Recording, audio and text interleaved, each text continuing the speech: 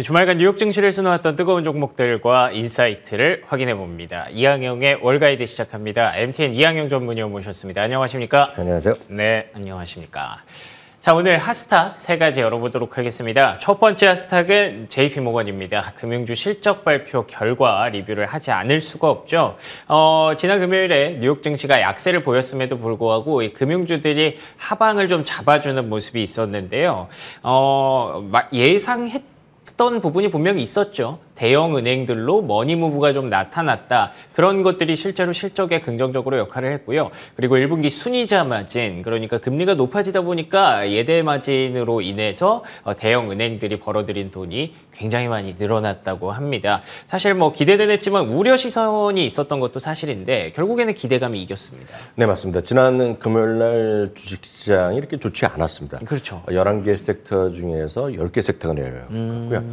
얘기가 나왔던 대로 유일하게 올라간 섹터가 금융섹터인데요. 금융섹터의 그 한복판에는 소위 빅뱅크들의 실적 발표가 이제 게시됐다는 것이 가장 큰 요인이 되겠습니다. JP모건이 역시 실적을 발표했었고요. 그 외에 웰스파고가 실적 발표가 있었고, 시티그룹 실적 발표가 있었습니다. 또 이제 자산운용사에서는 세계 최대인 블랙락이 발표하면서 여하튼 금융시장의 금융업종의 실적 시즌의 개막을 알렸고, 여하튼 발표된 기업들이 좀 뭔가 공교로운지 모르지만 전부 다 기대 이상의 실적을 발표했고 모두 주가가 많건 적건 주가가 올라간 것이 지난 금요일 시장의 단면이라고 일단 이해하시면 되겠습니다. JP모건은 무려 7.55%가 올라갔습니다. 실적 발표 당일 기준으로 보면은요, 2008년 이후 최고입니다. 그렇기 때문에 그 하루로 보면 거의 15년 만에 대기록을 기록하는 것이 바로 JP모건이 되겠습니다. 주당 이익이 4.10달러가 나왔습니다. 전망이 3.4달러가 치한됐기 때문에 나름 깜짝 실적이 나왔다고 보셔야 되겠고요. 매출도 393.4억 달러, 전망이 368억 달러였기 때문에 꽤 괜찮은 흐름이 나왔습니다. 말씀드렸다시피 실적 발표 당일 기준 보면 15년 16 만에 최고 기록을 나온 하루가 되겠습니다. 한편 금요일 실적을 같이 발표한 시티그룹이라든가 웰스파고 등도 기대 이상의 실적을 발표했습니다. 그것을 한 번에 보여주는 그림이 바로 이 그림입니다. 제가 JP모건, 그 다음에 시티그룹, 그리고 웰스파고인데요. 각각의 매출과 이익의 증가율을 표현한 것이라고 보시면 되겠습니다.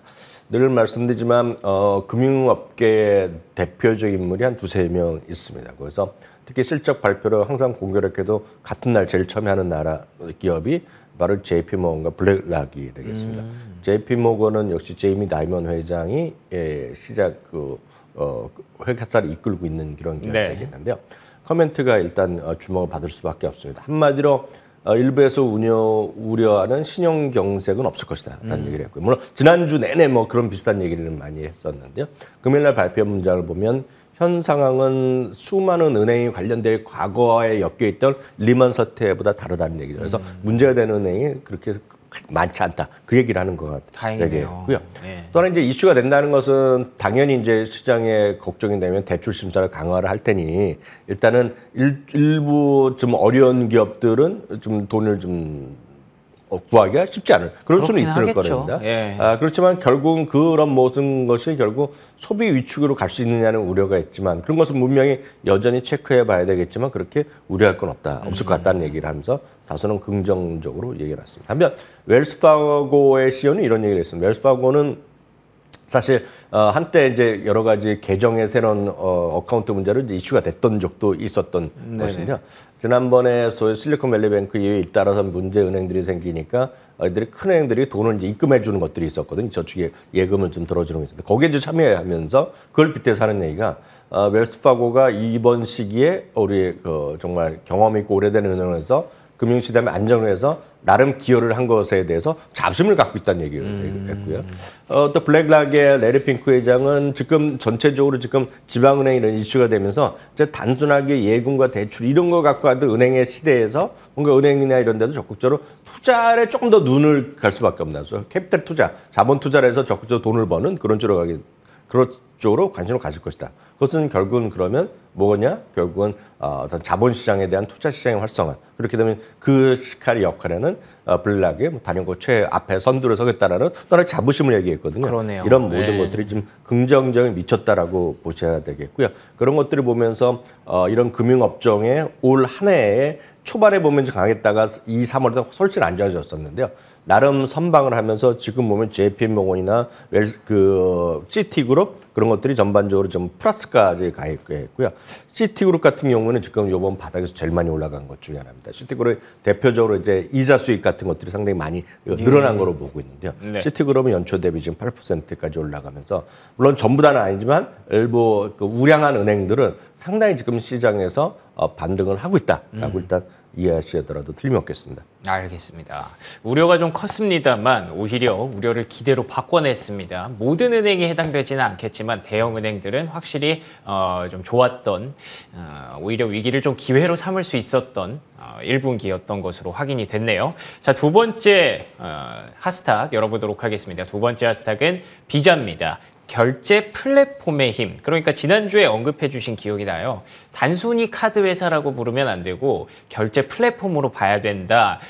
그 이후에도 주가가 계속해서 좀 긍정적으로 나타나면서 신고가 영역으로 가고 있더라고요. 우리가 어떤 포인트에 좀 주목을 하면 좋을까요? 늘 제가 일반적인 초보 투자가들 만날 기회가 있으면 제일 먼저 사고 살 수 있는 주식, 여러분들이 편하게 살 수 있는 주식 을 한 두세 가지 얘기하는데요. 그게 하나가 이제 마이크로소프트고 알파벳이고 또 하나 이제 비자를 얘기합니다. 비자나 마스터카드 똑같다고 얘기하는데요.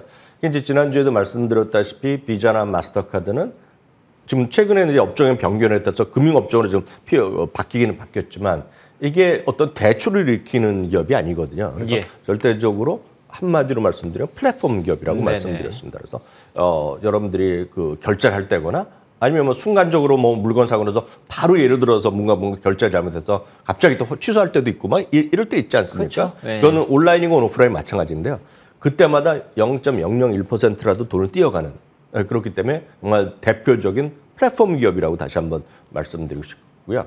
또 하나 이제 주목할 포인트가 비자나 마스터 다 마찬가지, 특히 비자가 좀 해당되는데요.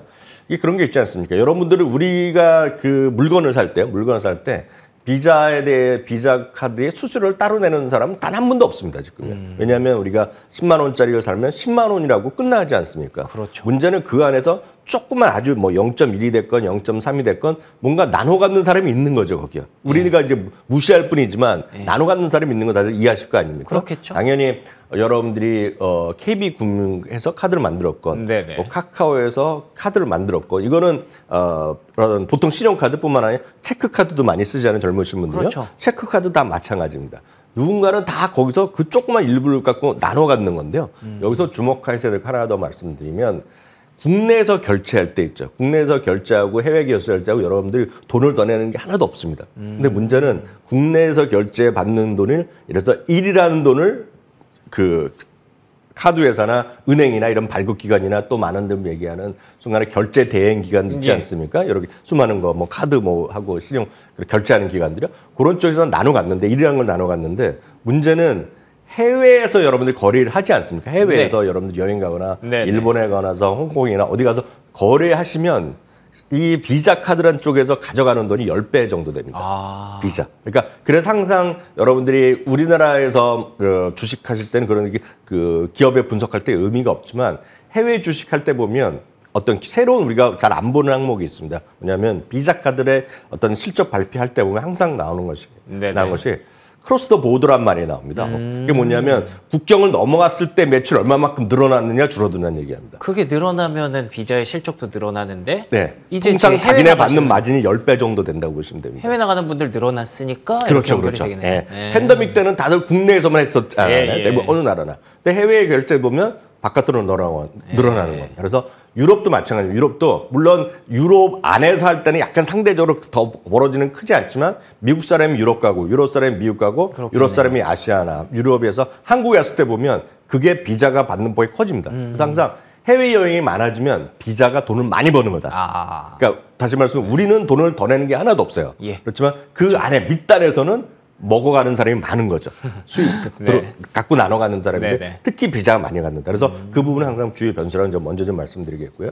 오늘 이제 말씀드리고 싶은 것은 마침 지난 주말에 말씀드렸다시피 주요 은행들이 실적을 발표했다고 말씀드렸잖아요. 그렇죠. 예. 실적 발표할 때 보면 예대 마진도 나오고 예를 들어서 이번에도 우리가 보면 어려울 때 대비해서 대선 충당은 얼만큼 더 쌓았냐 안 나왔냐 네네. 그런 얘기가 항상 나옵니다. 우리나라 은행 할 때도 나오는데요. 항상 보면 이들이 이건 우리나라 그 은행 실적 발표할 때도 마찬가지인데 이들이 JP모건이건 웰스파고건 시티그룹이건 앞으로 발표할 뱅크 오브 카드가 모두 신용카드가 자기네가 이제 발행한 거죠. 물론 그 안에는 비자가 섞여 있을 수도 있고 마스터카드가 쓰여질 수 있고 어메리칸 익스프레스가 쓰여질 수 있지만 예. 기본적으로 다 거기 나오는 건데요. 1월에서 3월까지 신용카드 사용액을 발표했는데요. JP모건이 13%가 늘어났습니다. 그래서 JP모건에서 발행한 신용카드 사용액이 13% 늘어났다는 것이 되겠고요. 시티그룹이 7%, 웰스파고가 16%가 늘어났습니다. 네네. 이거는 물론 이제 뱅크 오브 아메리카나 시티카드 같은 경우가 3월 달에 이제 마이너스 3월 한 달 먹으면 마이너스라고 얘기하지만 JP는 이렇게 늘어나고 또 하나 이제 주목할 것이 우리나라는 이제 이렇게 늘어나면 가장 중요한 거가 우리나라는 무이자 할부의 나라라고 제가 말씀드렸잖아요. 3개월 무이자가 그냥 기본으로 가는 겁니다. 예. 뭐 5만 원 이상 뭐 이렇게 되면 그럼요. 여러분들이 마트에서 한 5, 6만 원어치 물건 사더라도 할부 물어보죠. 대부분이 물어볼 겁니다. 네. 그래서 딱 그런 거라고 보셔야 되겠는데 해외는 일부 그런 것들이 요즘 BNPL이라는 거 시장이 생기고 있지만 그런 개념이 약하거든요. 그래서 미국은 기본적으로 우리나라도 있지만 리볼빙의 나라입니다. 리볼빙이라는 거는 여러분들 100만 원 결제하면 항상 문자 오지 않습니까? 돈이 다 없으시면 일부만 하시면 됩니다. 뭐 그렇게 나오죠. 예. 그래서 뭐 2만 원이고 3만 원이고 정액인 최소 얼마나 내려간 게 있을 것 같습니다. 네네. 그럼 이제 미국은 워낙 그런 나라인데 그렇게 리볼빙을 사용하는 사람들이 지금 늘어났다는 겁니다. 지금 미국에서. 그거 왜냐하면 기본적으로 물가는 올라가고 지금 임금은 상승률은 물가만큼 못 올라간 거 아닙니까? 그렇죠. 그러니까 여러 네. 가지 어려움이 있다 보니까 예전에는 $1,000건 2,000달러 반번에 결제를 하던 사람이 이제는 $200만 하고 나머지는 리볼빙을 한다는 겁니다. 리볼빙 이자는 우리나라의 쉽게 얘기해서 현금 캐시 서비스만큼 비싼 거 다들 아실 것 같습니다. 그렇죠. 엄청 그러니까 예를 들어 비쌉니다. 네. 이자 없다는 것이 뭐 17%, 18%확 가는 네, 거거든요. 맞습니다. 딱 그 부분이 늘어나면 물론 그로 인해서 최악의 경우에는 그 사람이 안고 떨어지는 거죠.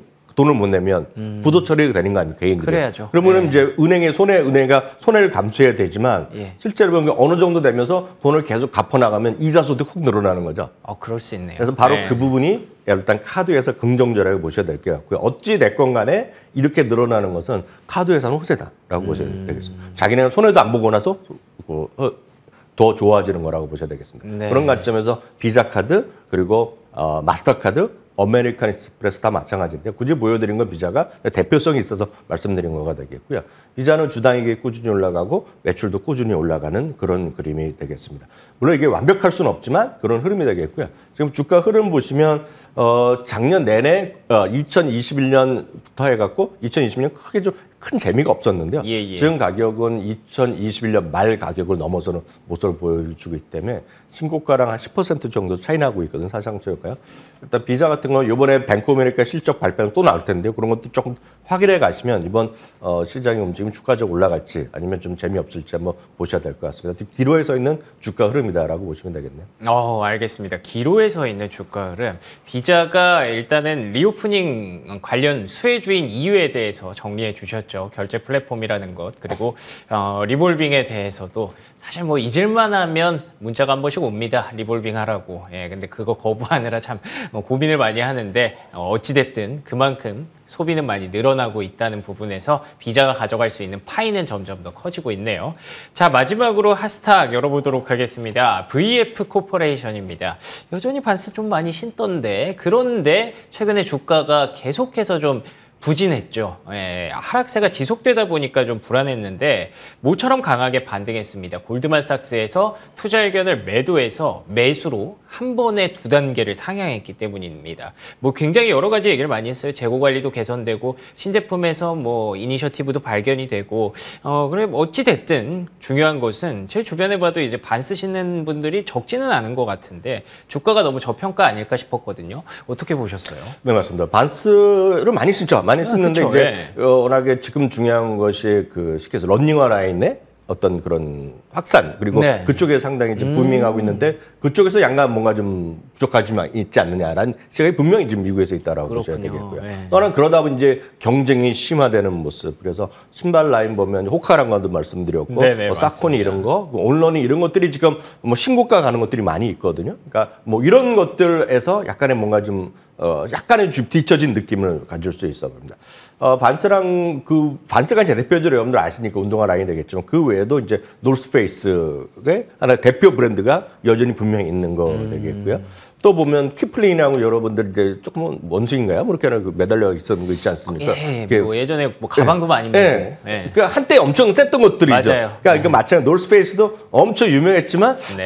예전 같지는 않은 느낌이 그러네요. 있는 것들 아. 브랜드라고 보셔야 되겠고 나머지는 이제 팀버랜드 이런 것들은 이제 신발 이런 것들이 네, 등산한 쪽 이런 쪽으로 제가 맞습니다. 알고 있는데 이런 것들이 크게 지금 시장에서 빛을 발하지 못했고 경쟁이 말씀드렸던 타 브랜드의 경쟁이 엄청 세지니까 뭔가 좀 위축된 흐름이 되겠습니다. 그래서 한때 노스페이스에다가 요즘은 이제 고급 라인들이 다들 많이들 하지 않습니까? 예전에 그쵸. 보면 네. 한때 뭐 10년 전인가요?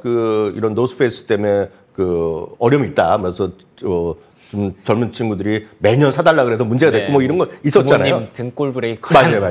그런 얘기 있었는데 요즘은 네. 그보다 단위가 공 하나 붙는 것들이 많이 입고 다니는 그쵸. 시장이 훨씬 됐으니까 더 비싸졌죠. 예, 그런 것들이 많이 있었다고 보셔야 네. 되겠습니다. 그래서 2021년에 이게 $90까지 갔던 주식이요. 금년에 20달러까지 떨어지는 그런 다양한 맞습니다. 요인이 있었다고 보여졌고요. 네. 그러다 보니 이게 이제 25년 이상 배당을 늘리면서 배당 귀족주에 들어 있었는데요. 이게 지금 떨어지는 거. 올해 이제 네. 삭감을 했기 때문에 아마 내년 떨어질 수밖에 없어졌는데요. 그럼에도 불구하고 골드만삭스가 2단계로 이번에 올려놨습니다. 너무 떨어졌다는 것이 되겠고요. 그 반스 부분에 이제 신제품도 나오고 재고 관리에 좀 개선이 있을 것이다. 이런 기대감이 있겠고요. 저는 이걸 잘 모르겠는데 크누스쿨이라는 스니커즈가 있는데요. 예. 이게 저도 이제 찾아봤더니 반스의 기본 그 로고 있지 않습니까? 그쵸. 그 로고보다 제가 정확한 건 모르겠지만 그거가 엄청 키운 겁니다. 그 사이즈를. 그래서 그 브랜드 자체가 비슷한데 나중에 보시면 아실 것 같습니다. 그런데 이게 나름 성과가 있을 것이다 얘기하면서 2024년까지 성장을 할 수 있다라는 그런 기대감이 있다라고 보셔야 돼요. 그러네요. 옆에 저게 라인이. 저 예. 라인이 뭐 제가 정확하게 저 신발은 모르지만 그걸 두께를 늘리면서 뭔가 좀 또 달라졌네요. 또 약간 다르다는 얘기를 예. 하고 있거든요. 그래서 저것에 대한 기대감이 있었다고 보셔야 되겠고 최근에 여튼 주가 워낙 많이 떨어지다 보니까 2월 이후 네 번째 투자 의견 상향이 있었다라는 정도. 그래서 저가에 대한 매력, 장기적으로 운동화 좋아하시는 분들 한번 관심 갖고 보셔도 좋은 그런 가격된 건 분명하다. 이렇게 말씀드리고 싶네요. 알겠습니다. 금융업종도 최근에 밸류에이션이 많이 빠지다 보니까 오히려 실적 발표 이후에 급등하는 모습이 있었는데 VF 코퍼레이션도 저가에 대한 메리트 분명히 좀 있는 것 같습니다. 골드만삭스에서도 그 부분을 얘기를 하고 있는 것 같고요. 자, 그러면 오늘의 특징주는 여기서 마무리하고요. 미국 시장 인사이트 들어보도록 하겠습니다. 월요일 인사이트는 어떤 내용일까요? 열어주시죠. 실적 발표 시즌 본격화 성적표가 좋았던 기업은, 그러니까 이게 이제 시작이니까 이전에 좋았던 기업 말씀해 주시는 거죠? 네, 맞습니다. 예. 미국 주식 투자하시면 많은 분들이 깜짝 놀라는 것이 별의별 통계가 다 있다. 아, 그렇군요. 합니다. 예를 들어서 우리는 삼성전자 이번에 실적 실행 가이던스는 그걸로 끝이거든요. 그쵸. 과거에 삼성전자 얼마만큼 눈높이를 맞췄냐에 대해서는 별로 관심이 없는데요. 미국은 워낙 오래되다 보니까 통계 엄청 발달되어 있습니다. 그래서 이거는 이제 참고적으로 이번 주에 실적 발표하는 기업의 리스트가 되겠는데요. 이것이 이제 전체적으로 숫자의 틀이라고 보셔야 되겠고요. 과거에 실적을 얼마나 잘 발표했는지 이거가 보면 사실 보면 매 분기에 발표하다 보니까 예상 대비 실적이 좋은 거를 오를 할 수 있고 동그라미 할 수 있고 네. 예상보다 실적이 안 좋은 거를 X로 할 수 있지 않습니까? 네네. 다 있다는 겁니다, 기록이. 여러분 조금만 검색해 보시고 클릭 몇 번 해보시면 저 50여 개의 기업을 다 보실 수 있거든요. 그러니까 과거에 이들이 정말 약속한 공약을 얼마나 지켰냐는 거죠. 정치인들 그러네요. 보면은요. 예상 얼마만큼 맞췄냐는 거. 그러니까 그런 것도 하나 들어가고요. 예상 실적 대비 최소 한 3% 이상 올라간 것도 뽑아낼 수 있을 것 같고요. 또 실적 발표 당일날 주가가 얼마나 올라갔는지도 우리가 다 기록은 있을 거 아닙니까? 그쵸. 우리가 계산 안 해서 그렇죠. 그걸 컴퓨터로만 잘 하시는 분은 누구나 다 하실 수 있는 작업이거든요. 그런 게 있겠고요. 또 최소 최근 5년 중에 최근에 10번을 발표했으면 10번 중에 최소한 7번 이상은 8번 이상은 긍정적인 실적을 발표한 기업들을 뽑아봤더니 저 아까 보였던 표 중에 딱 네. 15개가 걸린다는 겁니다. 오, 15개는 말씀드렸던 저런 기준에서 부합된 그 이상의 그동안에 경험 냈던 기업이 지금 오늘 보여드리는 15개의 표가 그림이 되겠는데요. 예. 대부분이 뭐 램리서치 같은 것도 들어가고 모건 스탠리 들어가고 아메리칸 익스프레스도 이런 거 들어가는 것들이 되겠고요. 예. 또 보면 뭐 뉴코 에너지 이런 것들이 들어가는 것이 15개가 되겠습니다. 그래서 그 중에서 여러분들 중 관심을 가질 만한 것 이 표가 되겠고요. 예. 이 중에서 관심 둘 만한 거 몇 개만 더 찝어드리면 익숙한 것은 아메리칸 익스프레스 같은 경우 앞서 이제 카드 회사이지만 이건 이제 금융회사를 같이 겸용하는 겁니다. 아메리칸 익스프레스 그리고 디아로튼은 이제 건설 회사인데요. 디아로튼 같은 경우에도 아까 말씀드렸던 그런 15개 안에 들어가는 거 되겠고요. 철강에서는 6호 말씀드릴 수 있겠습니다. 그리고 지난주에 또 한 번 실적 발표하는 이거는 배당 킹이거든요. 50년 네. 이상 배당을 인상한 P&G 같은 경우에도 지금 여기에 포함되겠고요.